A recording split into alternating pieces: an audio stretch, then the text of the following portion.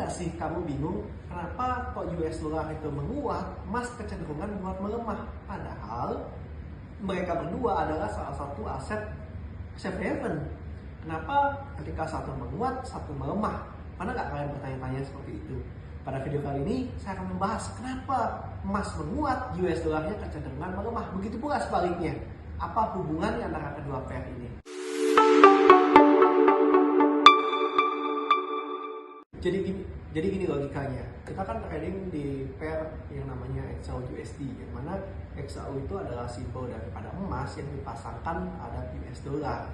Jadi harga satu trade on emas di MetaTrader kita itu dihargain dengan menggunakan US dollar. Nah, kenapa ketika US dollarnya menguat, kecenderungan buat XAU-nya itu melemah?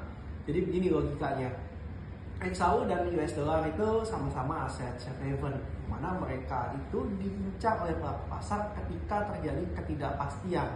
Nah, hanya saja untuk US dollar sendiri itu kita harus lihat dari aspek data ekonomi dan kebijakan moneter serta proyeksi ekonomi ke depan daripada Amerika Serikat sendiri itu seperti apa. Ada satu momen ketika US dollar menguat, bersamaan emas juga ikutan menguat. Seperti kita lihat di tahun 2022 waktu perang Rusia dan Ukraina, itu harga emas dan US dollar kecenderungan menguat bersamaan. Konflik Israel Palestina juga membuat emas dan US dollar menguat bersamaan. Karena di waktu yang sama The Fed agresif buat naikin suku bunga waktu perang Rusia Ukraina. Saat yang sama adanya perang, ketidakpastian kan. Kalau kita lihat secara data historis penyebab kenapa XAU USD menguat, itu emas kecenderungan melemah. Ketika US-nya menguat, emasnya kecenderungan melemah.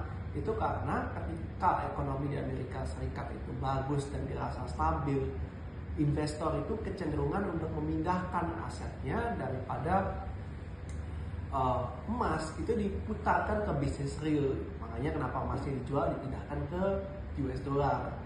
Begitu pula sebaliknya, ketika proyeksi ekonomi diproyeksikan jelek, maka pelaku pasar itu melepas US dollarnya dan memborong emas.